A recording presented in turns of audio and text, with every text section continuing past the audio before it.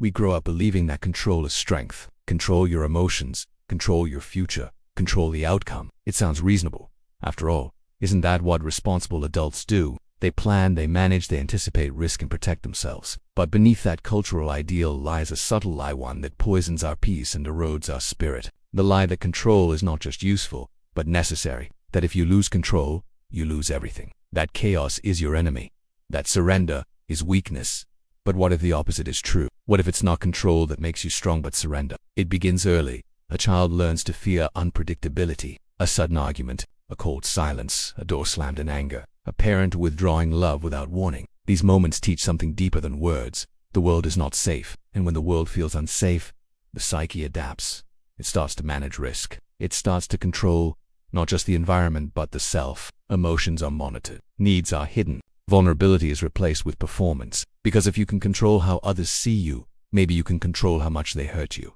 Over time, this becomes identity. The perfectionist, the caretaker, the fixer. All of these are forms of control dressed up as virtue.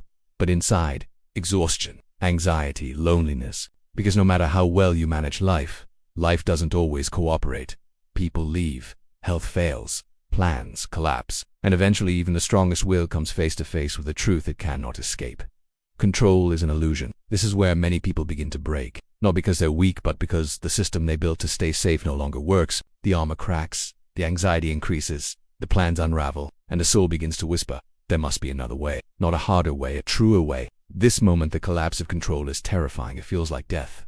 And in a way it is. Not the death of your body, the death of the self you created to survive. And that self fought hard, it kept you going, it got you here. But it's tired. And surrender begins when you finally say, I can't carry this anymore. Surrender is not resignation. It's not giving up. It's giving in, into reality, into truth, into the present moment exactly as it is.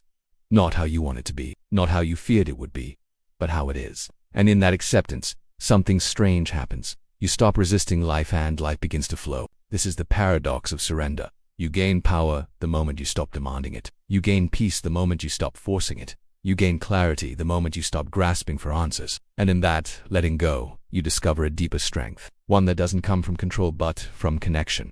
To yourself, to others, to something greater than your plans. Philosophers and mystics across time understood this. The Stoics taught that the only thing we truly control is our inner response. Epictetus said, we cannot choose our external circumstances, but we can always choose how we respond. Surrender, for them, was not defeat, it was mastery. The refusal to be a slave to what you cannot change. And in Christian thought, surrender is not weakness but worship. Jesus in the Garden of Gethsemane doesn't pray. Make it easier, he prays, not my will, but yours. It is the surrender that leads to redemption, the letting go that opens the door to resurrection. But most of us don't want resurrection. We want certainty. We want a life we can predict, control, guarantee. And so we live tight. We grip our routines, our relationships, our image, our outcomes. We micromanage the future, not because we're strong but because we're afraid. Afraid of pain, afraid of loss, afraid of being seen as weak. And that fear drives us into deeper control, which isolates us even more. Control feels safe, but it's a cage's silent prison. Because the more you control, the less you trust, the less you connect, the less you breathe. Control creates the illusion of security while robbing you of peace. It keeps your life small, predictable, manageable, but never fully alive. To live is to risk. To love is to surrender. To grow is to let go. And the journey of the soul is not toward greater control but deeper freedom. This is where the myth of control begins to fall apart, and where the real story begins. The moment you begin to let go of control is the moment you begin to feel everything you've ever been trying to avoid. This is why surrender feels so unbearable at first. Control wasn't just about structure, it was your shield. It protected you from pain, from chaos, from vulnerability. But when you lower the shield even just a little, what comes rushing in is emotion. Raw, ancient, unresolved emotion. Grief that was delayed. Anger that was buried. Fear that was silenced. And if you're not prepared for that wave, you'll mistake it for failure. But it's not failure. It's release. It's your soul finally exhaling. We've been taught to fear emotion, especially the negative ones. We think sadness means depression. Anger means danger. Fear means weakness. So we regulate our lives to stay emotionally safe. We choose jobs that don't challenge us, relationships that don't demand honesty, beliefs that don't ask for change, but the cost is high. We trade aliveness for predictability. We trade growth for comfort. And in that transaction, we lose ourselves. Surrender reclaims the part you lost trying to stay safe. It opens the vault. And inside that vault isn't just Panit's power, the power of clarity, the power of truth, the power of emotional integrity. Because when you stop running from your fear, you stop being ruled by it. When you feel your grief fully, it no longer controls you. You begin to live from your center, not from your trauma. This is not easy. Emotional surrender requires courage. It requires slowing down long enough to feel, to ask, what have I been avoiding? Where have I been gripping too tightly? Who am I when I stop trying to manage everything? Most people don't want to ask these questions. They prefer distraction, constant movement, endlessly checking, doing, fixing. Because as long as you're busy, you don't have to feel. But busyness is a form of emotional escape, and eventually it runs out. Your body breaks down, your relationships grow distant. Your inner world collapses under the weight of what hasn't been faced. And here's where something holy begins to happen. When you've tried everything else, when you've exhausted all your coping, when control no longer controls the chaos, you finally stop. Not because you want to, but because you must. And in that stillness, something ancient stirs. You begin to notice the present moment, not as a problem to solve, but as a space to inhabit. You start hearing your breath again. You feel the ache in your chest, not as a threat, but as a message. You begin to see that your life doesn't need to be perfect to be beautiful. It needs to be honest. Surrender doesn't mean you have no boundaries. It means you stop controlling what isn't yours. You stop managing people's opinions. You stop predicting worst-case scenarios. You stop editing your soul for social approval. You start trusting your body, your instincts, your inner wisdom, not because you know the outcome, but because you're finally connected to something real. This is the paradox. The less you control, the more alive you become. The more vulnerable you are, the more strength you access. The more you let go, the more you receive. Not material success, but spiritual substance, depth, meaning, connection. Think about it. When are you most moved by another person? When they're in control, or when they're real? When they impress you, or when they allow you to see them? Vulnerability is what makes us human. It's what makes us beautiful. It's what makes love possible. And real love only grows in the absence of control. That includes love for yourself. Surrendering control over your own healing is a radical act of self. It says, I don't have to fix everything right now. I don't have to be perfect to be worthy. I don't need to know how this ends to take the next step. It says, I trust the process even when I don't understand it. That's not passivity. That's maturity. It's spiritual adulthood. The shift from trying to dominate life to partnering with it. And this is where the strength begins to rise. Not the strength to conquer, the strength to remain, to stay present, to feel, to speak truth, to be seen. And that kind of strength changes everything. Surrender doesn't begin in moments of clarity. It begins in moments of confusion, when the answers no longer work, when your plans fall apart, when the life you were trying to control no longer responds to your effort. That's when surrender becomes a real possibility. Not because you choose it, but because everything else has collapsed. And in that collapse, you meet yourself, not the version of you show to the world, but the one who has nothing left to prove, no mask left to wear, no script left to follow, just breath, just being. At first, that's terrifying, because if you're not controlling, then what are you? Who are you? We often confuse control with identity. I'm the one who handles everything. I'm the strong one. I'm the reliable one. But when life strips that away, when you're too tired to carry it all, you begin to hear another voice, a quieter voice, one that doesn't shout, doesn't demand, but simply waits. It's the voice of your soul, and it's been calling you for a long time. This voice doesn't speak in certainty, it speaks in present. It doesn't promise outcomes, it promises honesty, and it invites you to trade control for communion with yourself, with others, with God.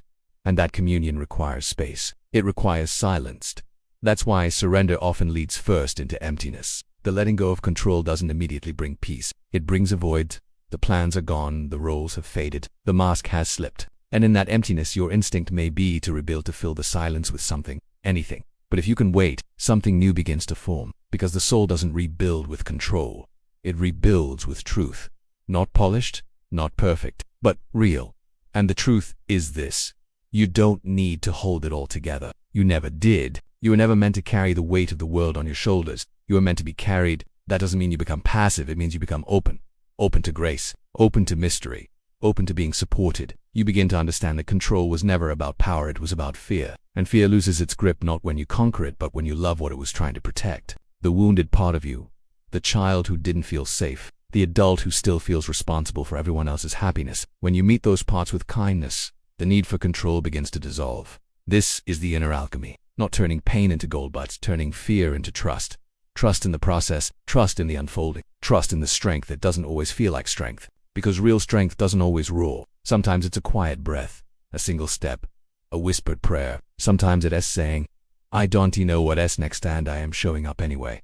This is where your life begins to shift. not from the outside in, but from the inside out. You're no longer driven by the anxiety to manage everything. You start responding instead of reacting. You start pausing instead of performing. You start being instead of proving. And in that shift, there is peace. Not the peace of certainty, but the peace of alignment. This is what the mystics meant by surrender. Not defeat, not passivity, but holy participation. A willingness to say, I will meet life as it comes. I will not force it into my mold. I will not demand it obey my timeline. I will walk with it, learn from it, trust it even when I don't understand it. That trust is the root of strength, because strength is not about control, it's about capacity. The capacity to remain open in the face of discomfort, to tell the truth even when it costs you, to love even when it hurts, to stay grounded when everything is uncertain. That is what surrender unlocks, and that is what makes you unshakable. There comes a moment in every soul's journey when surrender is no longer a strategy, it becomes a necessity. You've tried everything, planned everything, controlled every variable you could, and still life humbled you, still the pain came, still you were brought to your knees. And in that moment, something sacred happens.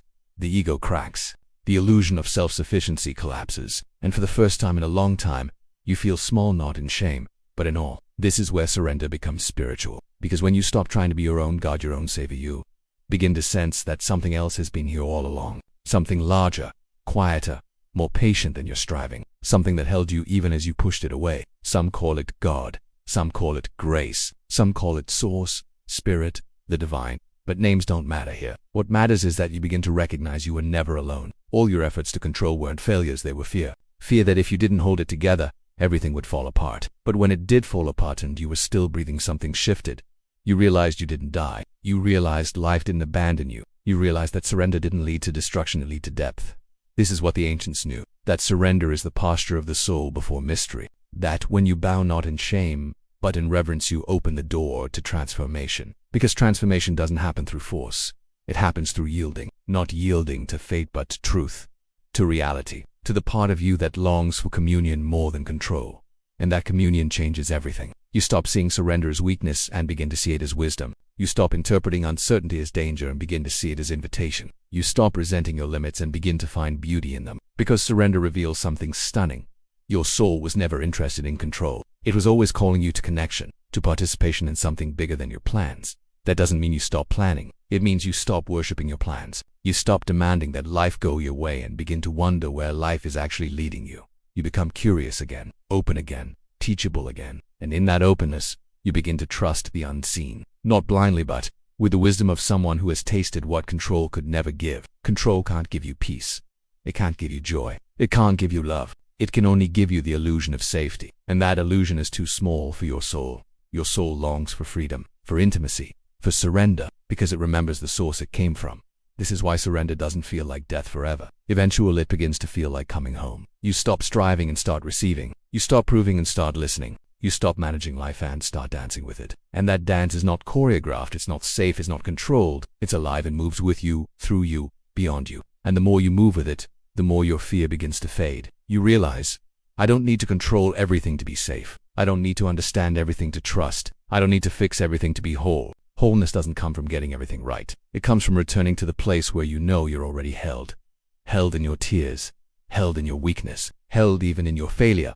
Because grace does not require performance, it only requires presence. And when you're present, really present, you realize, life is not against me. It never was. It was just trying to wake me up. To love, to surrender, to strength that doesn't need to shout. The strength of knowing I don't have to be God, because I'm already loved by God.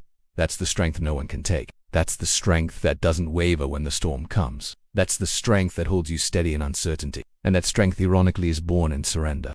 You've spent most of your life trying to hold it all together, trying to be the strong one, the one who never drops the ball, never shows weakness, never loses control. And maybe that served you for a while. Maybe it helped you survive. But survival is not the same as living. And now your soul is asking for more. Not more achievement, not more perfection, more presence, more peace. And peace doesn't come through control. It comes through surrender.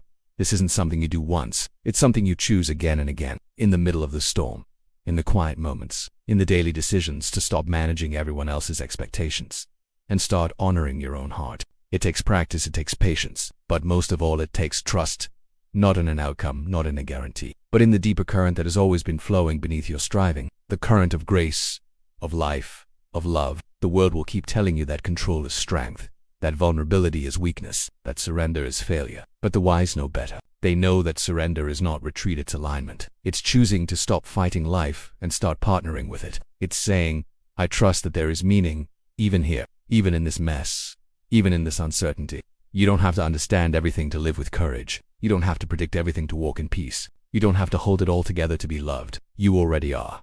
And that truth is what makes surrender possible. Because you're not letting go into nothing. You're letting go into something deeper, something eternal, something that was holding you long before you started holding yourself. When you understand that, you can breathe again.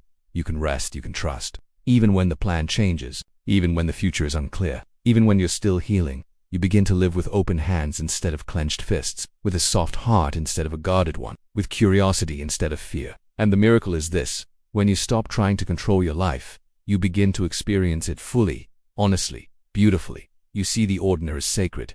You stop rushing. You stop pretending. You start receiving. You begin to feel your feet on the ground, your breath in your chest, the presence of God in the stillness. And in that place, you find strength. Not the strength of performance, but the strength of presence. Not the strength of force, but the strength of faith.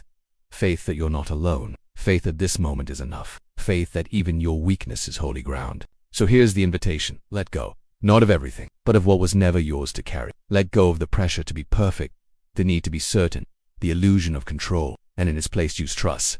Choose surrender. Choose the quiet strength that says, I don't know what's next, but I know I'm not alone. I don't have it all figured out, but I'm still showing up. I don't have to control this moment. I only have to meet it. That is where your power lives. In presence, in honesty, in surrender. Because the truth is, life was never asking you to be in control. It was asking you to be awake, to be real, to be free. And freedom, in the end, is not about doing whatever you want. It's about no longer being ruled by fear. It's about living from the soul. Soft, strong, alive. You are not failing because you're tired. You are not broken because you feel lost. You are not weak because you're learning how to let go. You are human. You are growing. And that is the beginning of everything.